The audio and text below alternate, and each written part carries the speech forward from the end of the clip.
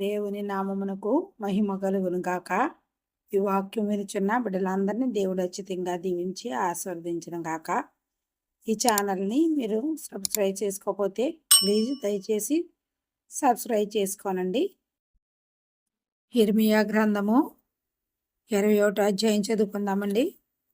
రాజైన సిద్కియా మల్కియా కుమారుడైన ఆసూరును యాజకుడగు మయాషేయ కుమారుడైన జపన్యాను పిలిపించి, బబులోను రాజైన నెబుకద్నెజరు మన మీద యుద్ధము చేయుచున్నాడు.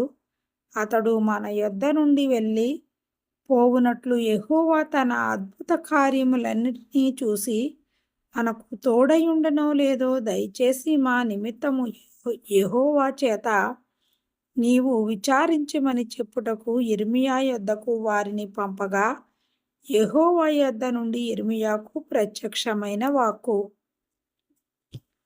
ఇర్మియా వారితో ఇట్లనెను, మీరు సిద్కియాతో ఈ మాట చెప్పుడి, ఇశ్రాయేలు దేవుడైన యెహోవా ఇలాగు సెలవిచ్చుచున్నాడు, బబులోను రాజు మీదను మిమ్మును ముట్టడి వేయు కల్దీయుల మీదను మీరు ఉపయోగించుచున్న యుద్ధాయుధములను ప్రాకారముల బయట నుండి తీసుకుని ఈ పట్టణము లోపలికి వాటిని పోగు చేయించెదను. కోపమును రౌద్రమును అత్యుగ్రతయు కలిగిన వాడనై బాహుబలముతోనూ చాచిన చేతితోనూ నేనే మీతో యుద్ధము చేసేదను. మనుషులనేమి పశువులనేమి ఈ పట్టణము నివాసులనందరినీ హతము చేసేదను. గొప్ప తెగులు చేత వారు చచ్చెదరు. అటు తరువాత నేను యూదా దేశపు రాజైన సిద్కియాను అతని ఉద్యోగస్తులను తెగులును ఖడ్గమును క్షామమును తప్పించుకొని చేసించిన ప్రజలను బబులోను రాజైన నెబుకద్నెజరు చేతికి వారి ప్రాణములను తీయజూచు వారి శత్రువుల చేతికి అప్పగించెదను. అతడు వారి యందు అనుగ్రహముంచకయు వారిని కరుణింపకయు వారి ఎడల జాలిపడకయు వారిని కత్తివాత హతము చేయును. ఈ ప్రజలతో నీ విట్లనము యెహోవా సెలవిచ్చినదేమనగా, జీవ మార్గమును మరణ మార్గమును నేను మీ ఎదుట పెట్టుచున్నాను. ఈ పట్టణములో నిలుచువారు కత్తి వలన గాని క్షామం వలన గాని తెగులు వలన గాని చచ్చెదరు. మేలు చేయుట కాదు కీడు చేయుటకే నేను ఈ పట్టణమునకు అభిముఖుడనైతిని గనుక బయటకు వెళ్ళి మిమ్మును ముట్టడి వేయుచున్న కల్దీయులకు లోబడివారు బ్రతుకుదురు. దోపుడు సొమ్ము దక్కినట్లుగా వారి ప్రాణము వారికి దక్కును. ఈ పట్టణము బబులోను రాజు చేతికి అప్పగింపబడును. అతడు అగ్ని చేత దాన్ని కాల్చివేయును. ఇదే యెహోవా వాక్కు. యోధారాజు ఇంటి వారులకు ఆజ్ఞ ఇదే. యెహోవా మాట వినుడి, దావీదు వంశస్థులారా, యెహోవా ఇలాగు సెలవిచ్చుచున్నాడు, అనుదినము న్యాయముగా తీర్పు తీర్చుడి, దోచుకొనబడిన వారిని బాధపెట్టిన వారి చేతిలో నుండి విడిపించుడి. అలాగు చేయని ఎడల మీ దుష్ట క్రియలను బట్టి నా క్రోధము అగ్నివలే బయలువెడలి ఎవడును ఆర్పలేకుండా మిమ్మును దహించును. యెహోవా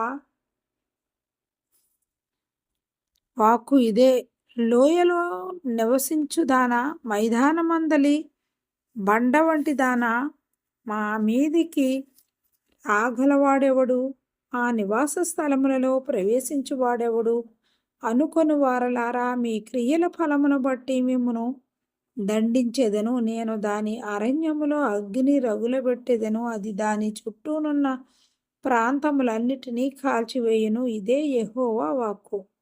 యెహోవా ఇలాగు సెలవిచ్చుచున్నాడు, నీవు యూదారాజు నగరు దిగి పోయి అక్కడ ఈ మాట ప్రకటింపుము. దావీదు సింహాసనం మీద కూర్చుండు యూదారాజా, నీవును ఈ గుమ్మముల ద్వారా ప్రవేశించు నీ ఉద్యోగస్తులను నీ జనులను యెహోవా మాట వింటని ప్రకటింపుము. యెహోవా ఇలాగూ ఆజ్ఞనిచ్చుచున్నాడు, మీరు నీతి న్యాయములను అనుసరించి నడుచుకొనుడి, దోచుకొనబడిన దానిని బాధపెట్టు వారి చేతిలో నుండి విడిపించుడి. పరదేశులనైనను తండ్రి లేని వారనైనను విధవరాండ్రనైనను బాధింపకుడి, వారికి ఉపద్రవము కలుగజేయకుడి. ఈ స్థలములో నిరపరాధుల రక్తము చిందింపకుడి. మీరు నిశ్చయముగా ఇలాగున చేసి ఎనర్ల దావీదు సింహాసనం మీద కూర్చుండు రాజులు రథములను గుర్రములను ఎక్కి తిరుగుచు ఉద్యోగస్తుల సమేతముగాను జనుల సమేతముగాను ఈ నగరు ద్వారముల గుండా ప్రవేశింతురు. మీరు ఈ మాటలు వినిన ఎడల ఈ నగరు పాడైపోను. నా తోడని ప్రమాణము చేయుచున్నాను. ఇదే యెహోవా వాక్కు. యోధారాజు వంశస్థులను గూర్చి యెహోవా ఇలాగు సెలవిచ్చుచున్నాడు. నా ఎన్నికలో నీవు గిలాదు వలెనున్నావు, లెబానోను శిఖరము వలె ఉన్నావు. అయినను నిశ్చయముగా ఎడారిగాను నివాసులు లేని పట్టణములుగాను నేను నిన్ను చేయుదును. నీ మీదకి వచ్చుటికై ఒక్కొక్కడు తన ఆయుధములను పట్టుకొను సంహారకులను నేను ప్రతిష్ఠించుచున్నాను. వారు నీ దేవదారు చెట్లలో శ్రేష్టమైన వాటిని నరికి అగ్నిలో పడవేతురు. అనేక జనులు ఈ పట్టణము మార్గమున పోవుచు యెహోవా ఎందు నిమిత్తము ఈ గొప్ప పట్టణమును ఇలాగు చేసినని ఒకరినొకడు అడుగగా అచ్చటి వారు వీరు తమ దేవుడైన యెహోవా నిబంధనను నిరాకరించి అన్య దేవతలను పూజించి వాటికి నమస్కారము చేసినందున ఆయన ఇలాగును చేసి ఉన్నాడని చెప్పుదురు.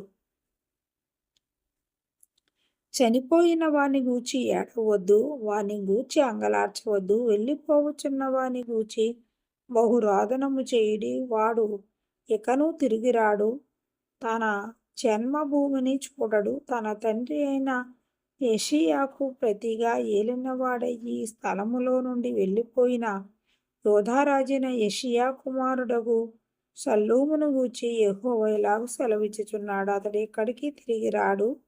ఈ దేశమునిక చూడక వారు అతని తీసుకొని పోయిన స్థలమందు అతడు చచ్చును.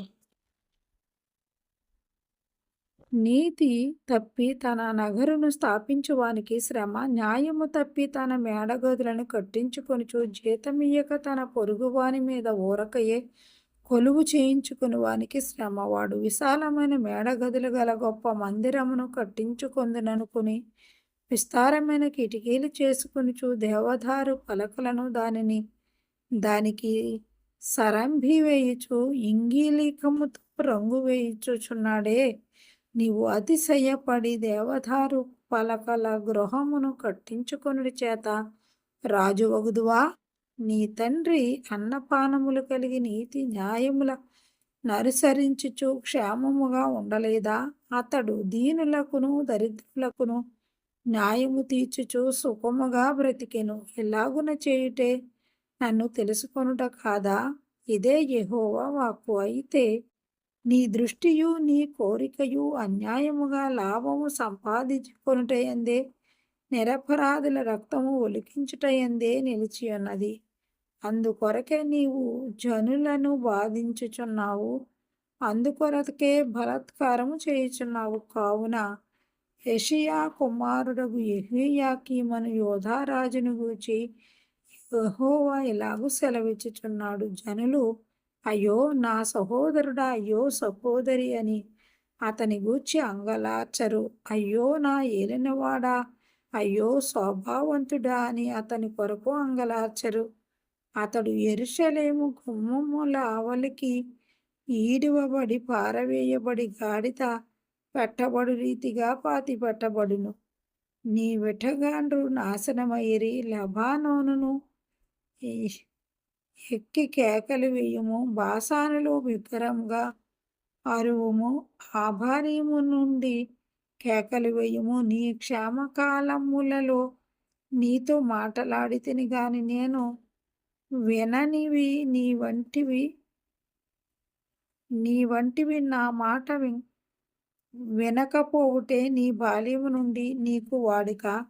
నీ కాపరులందరూ గాల్చి పీల్చుదురు, నీ విటకాండ్రు చెరలోనికి పోవుదురు. నీ చెడుతనమంతటిని బట్టి నీవు అవమానము నొంది సిగ్గుపడుదువు. లెబానోను నివాసిని, దేవదారు వృక్షములలో గూడు కట్టుకొనుదానా, ప్రసవించు స్త్రీకి కలుగు వేదన వంటి కష్టము నీకు వచ్చినప్పుడు నీవు బహుగా కేకలు వేయుదువు గదా. యెహోవా సెలవిచ్చినదేమనగా, యోధారాజైన యెహోయాకీము కుమారుడగు కన్యా, నా కుడి చేతికి శిఖా ఉంగరముగా ఉండినను దాని మీద నుండి నిన్ను ఓడదీసి వేసేదనని నాతోడని ప్రమాణము చేయుచున్నాను. నీ ప్రాణమును ఎవరు తీయుచున్నారో, నీవెవరికి భయపడుచున్నావో వారి చేతికి, అనగా బబులోను రాజైన నెబుకద్నెజరు చేతికి, కల్దీయుల చేతికి నిన్ను అప్పగించుచున్నాను.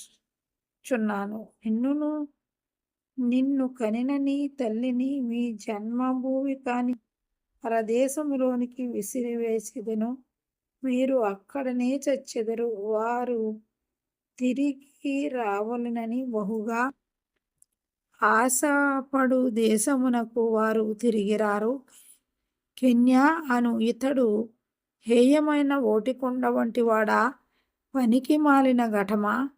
అతడును అతని సంతానమును విసిరివేయుబడి తామెరుగని దేశములోనికి ఎలా త్రోయబడిరి?